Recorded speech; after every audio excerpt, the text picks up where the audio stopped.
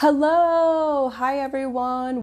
Welcome, welcome. Hi, welcome to Thursday, up on the 4 o'clock Eastern Time Standard Time, and you are watching Beyond Small Talk. Welcome. My name is Jackie Janik, and I'm a women's empowerment coach, helping women uncover their purpose and define their own path in the world. And you are watching Beyond Small Talk. Real women, real conversation, elevating womankind one talk at a time. And today I am so excited to have a dear friend of mine co-host today. Her name is Michelle Flagiello, and her handle is at the Millennial in Motion. And that's exactly what she is. She is the Millennial in Motion. She's waving, hi, hi, hi. She's a lover of travel, adventure, and trying new things. She's been everywhere from Thailand, Machu Picchu, which I don't know exactly where it is, and Myanmar. Am I even saying it right? And we have to find out exactly where that is, because when she told me she was going there, I had to Google it. So that just shows you I need to work on my geography. So today we're just talking about how Michelle, at a young age, followed her heart, her passion, her purpose, and started traveling the world and experiencing new things. And she's such an inspiration to women of all ages, and wherever you are in your life, there's something that Michelle will definitely teach you today. So excited to have her on. Let's get her on. I haven't seen her in like a while. Where in the world is Michelle? Is the question. Hi. Hi! How are How are you? Can you hear you? me? I can hear you really well. Awesome. How are Thank you. you? Great. Thank you for coming on. I'm so excited. I haven't seen you in a while. Yes, I think last summer. Last summer. So the question is, I was saying you are a traveler. You love travel and adventure. Where are you? Currently, I'm in Florida right now. So Okay. I came down like 3 or 4 days ago. I'm visiting my mom and my grandma. I Hmm. drove down with my brother from Maine. And, as you know, I live in Myanmar, but I've been in the U.S. since the end of March because of what's happening in the world. Yeah. So I totally said it wrong. It's Myanmar. Myanmar, people say Myanmar, Myanmar. I say Yeah. Myanmar, but yeah. Yeah. So, and exactly where is that? It's right near Thailand. So you did mention Thailand, but yeah, it borders Thailand, Laos, India, Bangladesh, and China. So it's over there on the east side of the world. Great. So just so you and I met, and I went back into notes to even figure out when we first met, and I think it was at the end of 2012. You started working, we worked in a marketing department together, and I would literally gave birth like the second day you were hired. I was gonna say, how could you forget? Yeah, I know, I gave um, birth, and I was like, sorry, Michelle, I'm out. yeah, yeah. About what, 8 years now, almost. 8 years ago, yeah. That's And I seems crazy. knew from meeting you that there was something, you were just made for so much more than working in an office in a structured environment. Like, and we've had all these great conversations, and you've been on this personal growth and development journey. And when the day you told me that you were leaving and packing up, and what was your first stop? So tell us a little bit about like the thought process. Like you had a job, you graduated school. Why? Like what called you to do? Like just pick up and leave the country. Well, I loved working in marketing. It was, Yeah. I liked our job. Like, I loved it. Mhm. We had fun, but I always knew I wanted to like be abroad and be traveling. So I had found these opportunities to teach in South Korea. I thought that was like, I guess, one of the easier opportunities to get as your first job teaching abroad, teaching English. And so I had decided to move to South Korea, and it was, a big change in my life at that time, but I think it was like it led me on to the right path of where I should be. So And what yeah. was like the biggest thing in South Korea? So just people know I was like, Michelle, tell me what's the bathrooms like? Like I'm so like my luxuries and nuances that how old were you when you left and what like your first week there? How old was I when I was? Maybe 27, 26, Yeah. 27. And well, one of my favorite stories to tell was like right when I have been traveling for like 24 hours, maybe even longer, and some guy picks me up from a train station and drives me to this apartment. It was like, okay, this is your home. And it's like midnight. He brought me like McDonald's food for dinner, which isn't that different. And the first thing I go to do is to wash my hands. So I go into the bathroom and I turn on the sink, and the shower water starts pouring down on my head. So like, there on the sink, there was like a turn. You have to turn it if you want to use the shower, and turn it if you want to use the sink. So I had gotten soaked with water, and I was like, what's happening? Like, yeah, so I did, when I was blogging a lot years ago, I wrote a post about my first 24 hours in South Korea, because like there were just so many things that shocked me instantly, and it was just, they were kind of comical if you're not used to it. Right. And I'm sure looking back at it, it's comical, but maybe at the moment, did it feel kind of like, what did I just do? Yeah, I think from the second I got on the plane, I was like, I think the day before we all went to Boat Basin, and we had this like big party. You came. I remember that. Yeah. And like, so many of my friends came, and my brothers were there, and I was very excited, but everyone gave me cards and gifts, and then I like got on the plane and I was crying. I was like, why am I leaving all these people? Like, I had, such a great life in New York City, and it was just, so originally I was like, yeah, what am I doing? Yeah, what were you doing? It was like, I just really admired that you did. It's not like you were somebody running away, I don't feel like, from New York or your life, or like you had jobs, so many friends, you were the most outgoing person. And then it was like you're going to a whole new place, no friends, you didn't know anybody, really. No. Yeah. The language, the money, just even the bathrooms are different, like the food's different, everything. So it's like, what was like really calling you to do that? Was it like, what was that gut instinct? I think I was just so fixed on like being abroad and just having a new experience. And over time, like what I discovered is that I love learning about new cultures and new places, and even like history of the different places that I'm living in. I find it all fascinating. And I think that's what it came down to, is that like I really loved learning about different places and just experiencing different and new things. And I found that that's really my comfort zone. Like being out of my comfort zone is my comfort zone, if that makes any sense.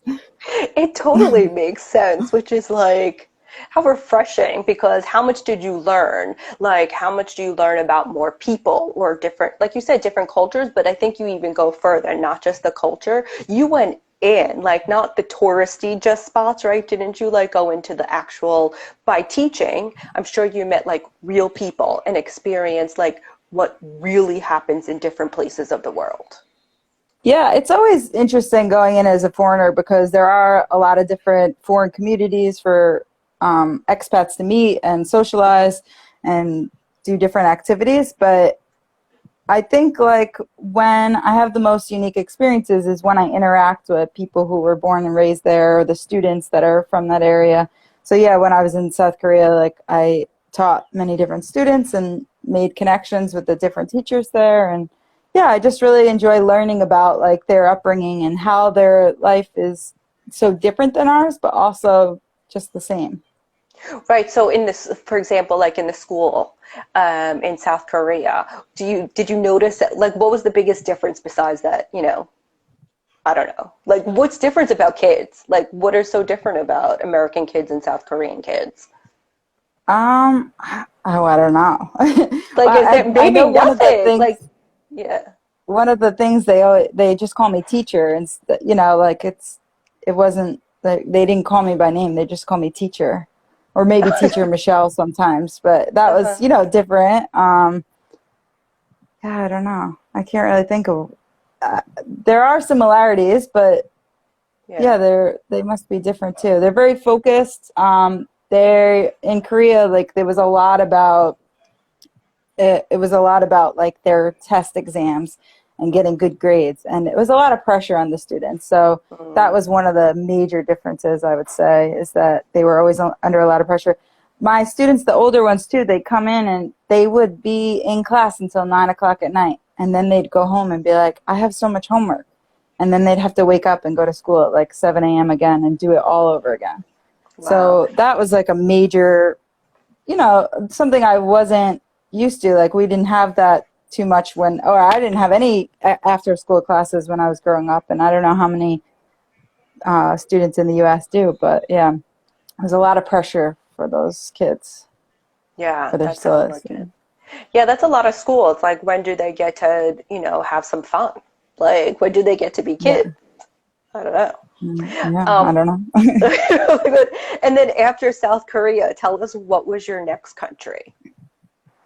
Well, so I came back for a bit in the U.S. I started my master's degree, and then I wound up in Vietnam just because I was studying for my master's, and I didn't have my degree yet. I didn't have a job, and some of my family members, my aunt, uncle, and two cousins were living in Vietnam. So I was like, well, I'll go live with them and teach English again. So at this point, I was trying to earn my license so I could teach at an international school. And yeah, so I wound up teaching English for a few more months in Vietnam.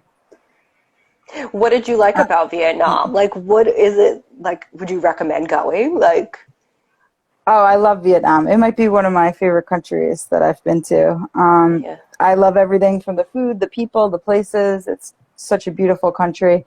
My favorite part of my experience there was that me and my family lived in a very Vietnamese neighborhood. So I had limited, I guess, relationships with the other expats that lived there. I played soccer with some people that lived there, but other than that, I didn't really socialize too much. And we lived on the street that was just very, it was all people, local people.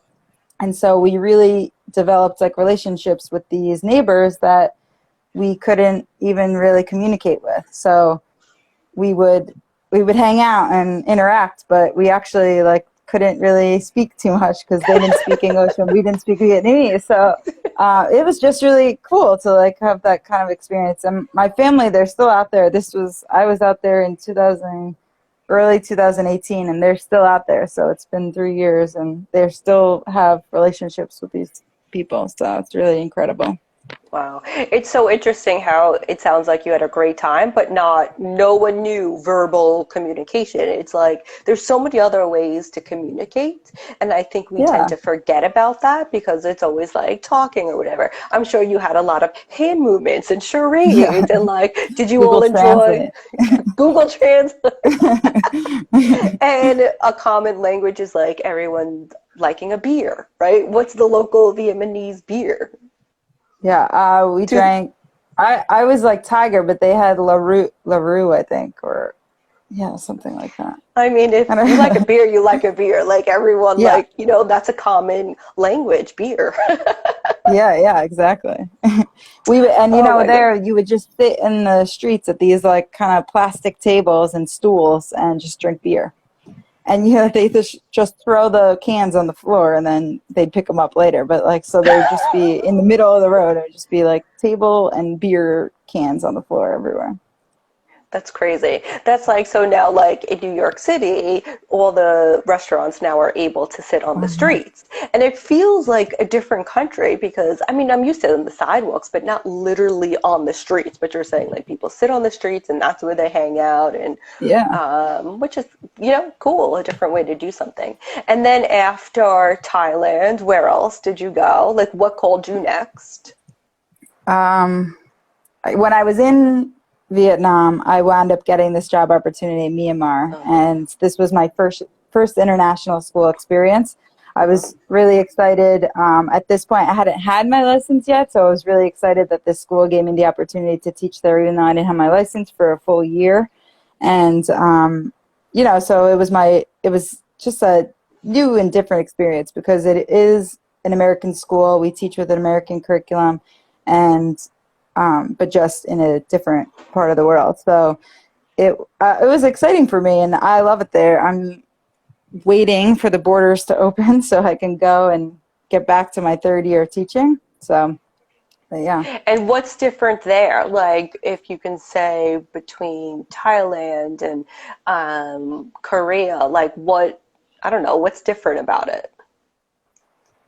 So, well, Korea is very modern. They're very Hmm. advanced, and Vietnam and Myanmar and Thailand are a bit more similar. They're all in Southeast Asia, and Mm-hmm. you know they have Thailand and Vietnam are more touristy destinations, but in Myanmar it's still kind of like untouched in a way.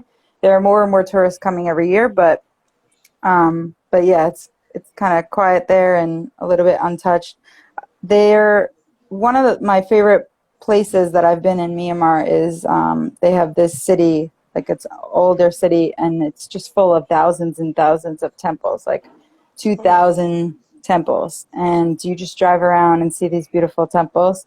So I don't know, Myanmar it's a beautiful country. Like I live in Yangon, which is a big, somewhat dirty city, but the rest of the country, and when I can escape the city, it's just so beautiful there.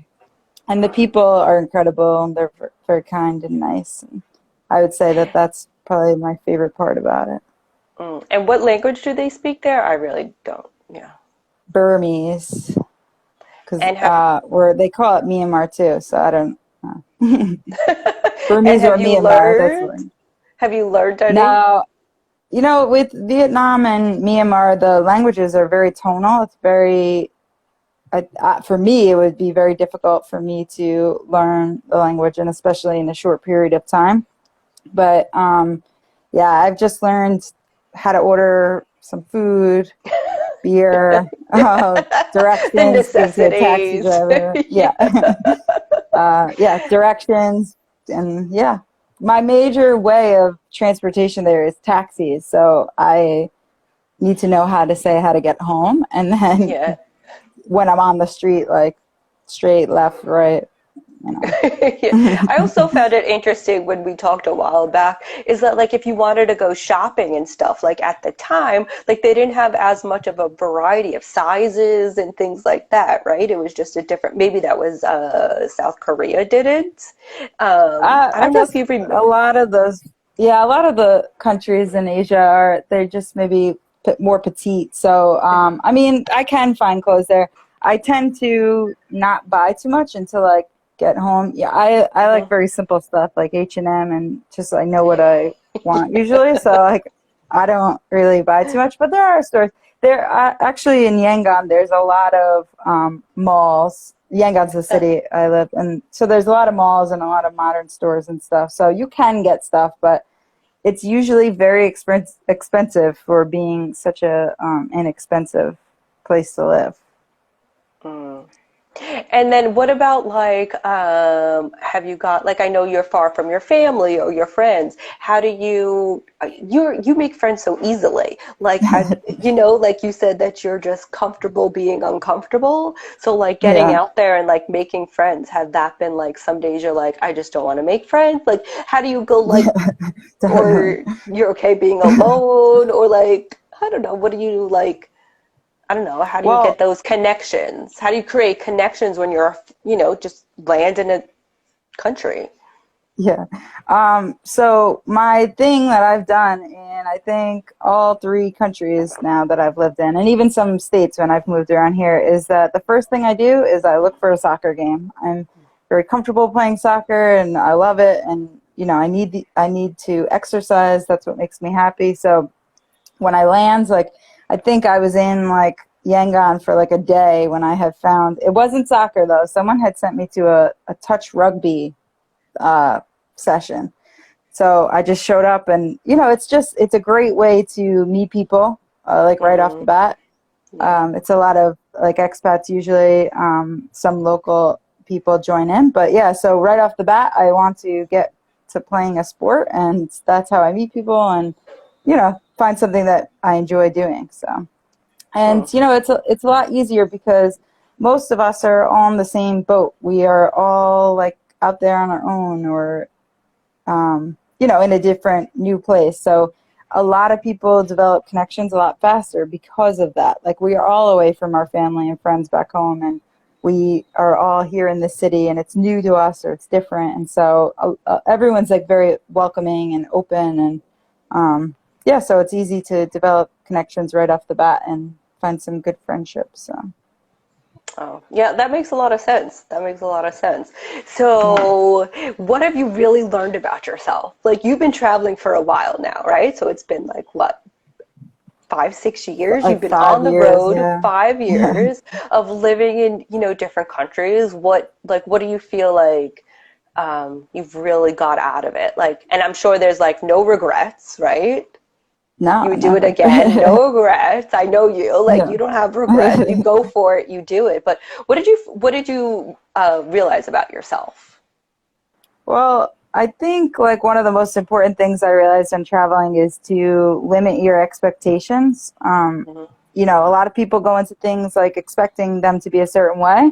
And if they're not that way, we will be disappointed. So if Hmm. I go to a new country and I have all these expectations and this is how I want things and So, it's not that way, then I won't be happy. So I try to really just be really open and go into it without expecting anything. So that's like one thing that I always try and remember when I'm moving to a new place. And I guess another thing is that, it's really interesting to see people all over the world and how we're all just human and we want the same things and everyone wants to be loved and find connections and, have meaning to their life. So I think it's really great to see that. And it doesn't matter where you are, it's the same everywhere. So I find that really incredible. yeah, we're more alike than different, right? Yeah. We really We should are. celebrate those differences rather than not celebrate Not. them. Absolutely. Well, there's some people on. If anyone has a question for Michelle, again, she's just traveled the world, and I am just so like I'm like so enamored by the courage you've had to pick up from the U.S. and your friends and family, and just go out and do it and really live and experience things. And not just follow what everyone else does, that you get a job after college, you get married, you do, and I'm sure one day you'll continue to do whatever you want to do, but travel is like such an important thing, and just learning about yourself. Oh, and we see a former coworker on there, Yeah. Jalissa. We wave hi, Jalissa. I just had to call her out. But is there anything else that you want to share? Like, how do you? Oh, I always like to end. Any self-care tips? What do you like to do for yourself? Well, I'll bring it back to the sports again, I guess. Like, that's what's really important to me. So I always try to find like sports that I could play to keep me active. Exercise is so important. Um, just having a positive mindset and feeling gratitude and being grateful for these experiences. That's what really, I guess, keeps me very positive and open. Recently, I just last week actually, my stepmom, we started this 30-day yoga program. So I've never really been big into yoga or meditation, but I've been trying to do that recently, and I'm finding I really enjoy it. So that was surprising to me. But yeah, so if anyone's never been open to that, I would say that's a good place to start. For But sure. And again, you're yeah. open to new things and adventures, and just following, like, just follow, go with the flow. That's what I'm Yeah. getting from you. I know. Well, I'm Awesome. kind of going with the flow right now. I have my Myanmar borders have shut down, and Hmm. I was supposed to fly out. So yeah, I'm just waiting for a flight to open. The country is shut down until July 31st, and school starts on Oh, August 4th, and I'm supposed to quarantine for 2 to 3 weeks. So as of now, I will be late, but I yeah. guess I have no control, so I just have to roll with it. You don't. Well, thank you so much. Please keep in touch. I'm always like, send me pictures of what it looks like there. I'm so curious, but I don't have the Yeah. balls to go, but I'm living through you. So thank you, thank you, thank you so much. I really appreciate you jumping on with me today. Oh, thank you for having me. It's great to And see you. you too, and everyone come back every Thursday at 4 o'clock beyond small talk. Next week, we're talking with a health coach around your lady parts. Why? Because Nice. after 40, some crazy stuff happens, and I want to educate the younger ladies so they can, prepare for what happens to your body after 40. It's really interesting. So anyway, I look forward to it. Thank Well, you the so talk, much. not what happens. Not what happens. Yeah, just the information, right? You don't want that. And if you missed watching, you can always watch on IGTV. And I'm gonna take Michelle's advice. You DM'd me about moving to a podcast, so that's in the works pretty soon. This audio will be on podcast and YouTube. So thank you so much, and good luck with your Awesome. Thank you. travels. Thank Bye. you. Bye. Bye.